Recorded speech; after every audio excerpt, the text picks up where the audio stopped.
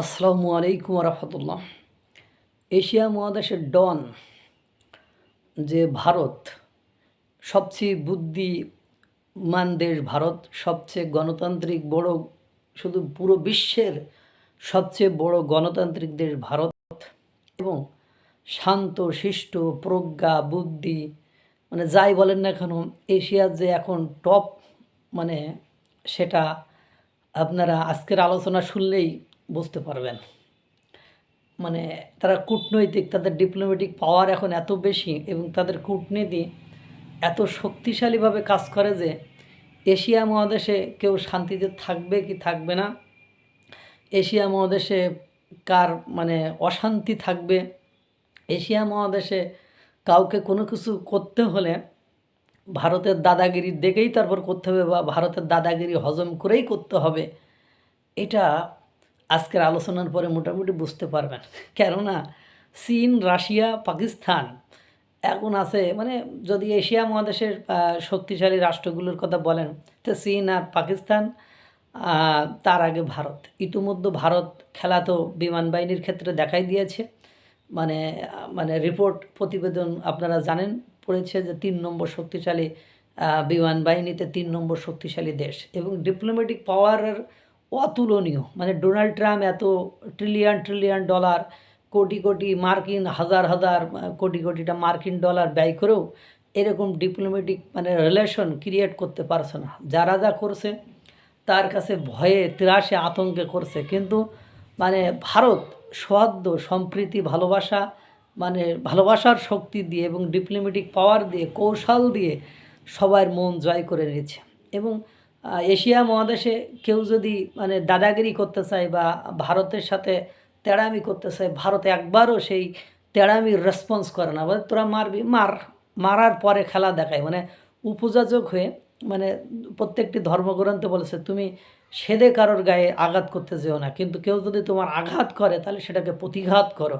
তা ভারত ঠিক সেরকম কাউকে সেদে আঘাত করতে যায় না, কিন্তু যখন কেউ তাকে আঘাত করতে যায় তখন সে প্রতিঘাত করে।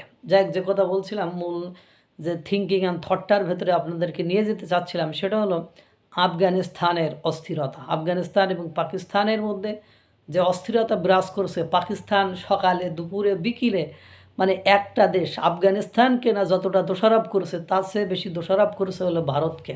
যে ভারতের লজিস্টিক সাপোর্ট দিয়ে মানে অর্থনৈতিক সাপোর্ট দিয়ে মানে আফগানিস্তানকে মনে করে শক্তিশালী করে আমাদের বিরুদ্ধে লেলিয়ে দিচ্ছে। অর্থাৎ এর আগে আফগানিস্তান কখনো এই দুঃসাহস বা এই সাহসিকতা দেখায়নি যে পাকিস্তানের বিরুদ্ধে তারা এত শক্তি প্রদর্শন করবে বা ছোটোখাটো ইস্যুতে। মানে এর আগেও তো এই ধরনের ঘটনা আফগানিস্তান এবং পাকিস্তানের মধ্যে হয়েছে, আর পাকিস্তান মাঝে মাঝে ঘাটতারামি করেছে, কিন্তু যে হঠাৎ করে মানে ভারতের সাথে আফগানিস্তানের সম্পর্ক হয়ে যাওয়ার পরে আফগানিস্তান যে এরকম পার্সোনালিটি সম্পূর্ণ একটা স্টেট হয়ে যাবে যে তোমরা আমাকে মারবা আর আমি মানে চেয়ে চেয়ে দেখবো আর মার খাবো, সেই দিন সেই হালত সেই কাহিনী শেষ। এখন যখন আফগানিস্তান এবং পাকিস্তানের মধ্যে যুদ্ধ লাগালাগি অবস্থা, যদিও এই যুদ্ধটি সাময়িককালের জন্য বন্ধ রয়েছে একটি কারণে, সেটা হলো যে কাতার এবং ইরান এরা চেষ্টা করেছে মধ্যস্থতা করে যুদ্ধবিরতি করতে, তা না হলে এতদিন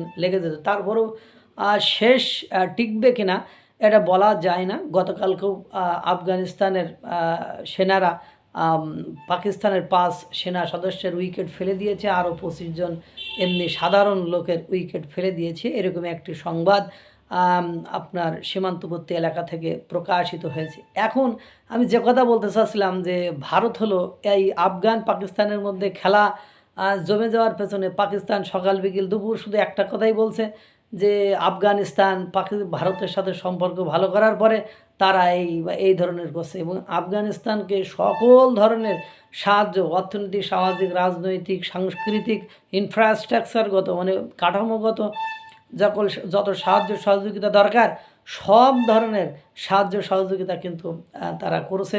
এবং পাকিস্তানের চোখে চোখ রেখে কথা বলে, ইভেন ইফ পাকিস্তানের মানে নদী প্রবাহ মানে উজানের যে নদী প্রবাহ ছিল সেই প্রবাহ কাবুল বন্ধ করে দেওয়ার পরিকল্পনা নিয়েছে, অর্থাৎ বাদ দিয়ে মরুভূমি বানায় ফেলবে পাকিস্তানকে। পাশাপাশি আপনার তাদের সাথে যে বাণিজ্য হইতো সেই বাণিজ্য এখন তারা আর করছে না। বাণিজ্য না করার কারণে তারা আপেল, 3টা পণ্য বিশেষ করে আপেল, টমেটো এগুলো রপ্তানি করতো।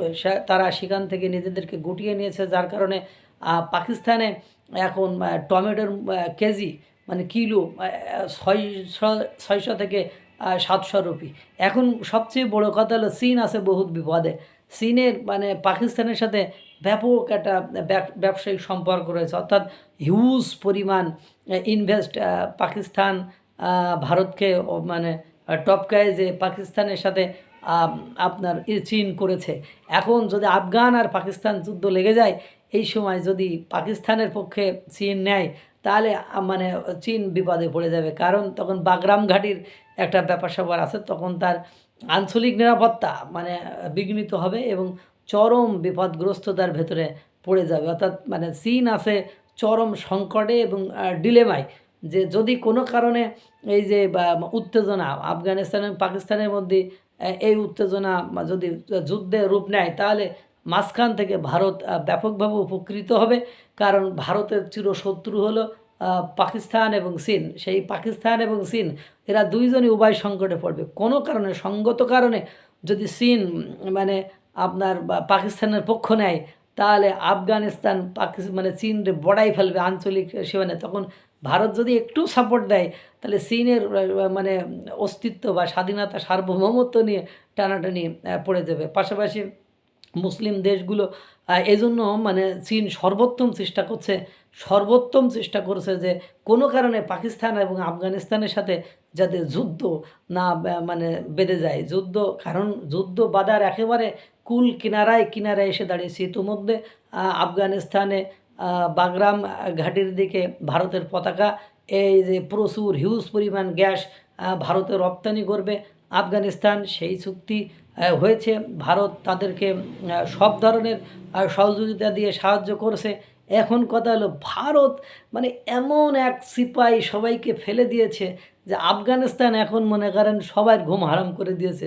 চীন নেই স্বস্তিতে, কয় পাকিস্তানের সাথে যুদ্ধ লাগলে আমি তো হায় করি মরতে হবে, কারণ আমি না যেতে পারবো পাকিস্তানের পক্ষে, না যেতে পারবো আফগানিস্তানের পক্ষে। এই জন্য ওরা সর্বোত্তম চেষ্টা করছে যাতে যুদ্ধটা না বাঁধে।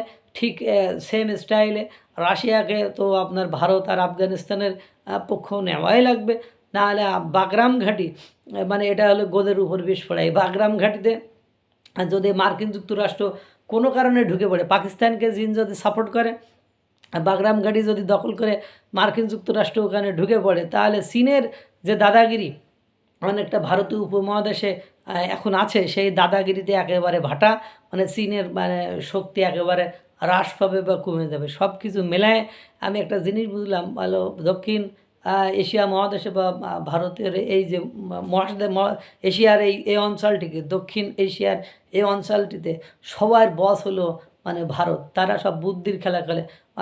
আপনার কেউ প্রযুক্তির খেলা খেলছে, যেমন চীন আপনার প্রযুক্তি অগ্রগতি প্রবৃদ্ধি এইসব খেলা খেলে। মার্কিন যুক্তরাষ্ট্র ওই যে অস্ত্র পারমাণবিক অস্ত্রের খেলা খেলে, আর ভারত খেলে বুদ্ধির খেলা খেলে মানে সকলের মানে একেবারে ঘুম হারাম করে দিয়েছে। ইতিমধ্যে আপনার মার্কিন যুক্তরাষ্ট্রের ঘুম পর্যন্ত আপনার নরেন্দ্র মোদীর দেশ ভারত তারা হারাম করে দিয়েছে। আর পাকিস্তান অদূর ভবিষ্যতে আর কখনো, ওরা করছেন কালো, অতীতেও কোনো সময় শান্তিতে ছিল না, ভবিষ্যতেও কোনো সময় শান্তিতে আসবে না, কারণ সেই মানে কাজটা ইতিমধ্যে আফগানিস্তানের সাথে ভারত সম্পর্ক করে মানে সেই জায়গাটা একেবারে নস্যাৎ করে দিয়েছে।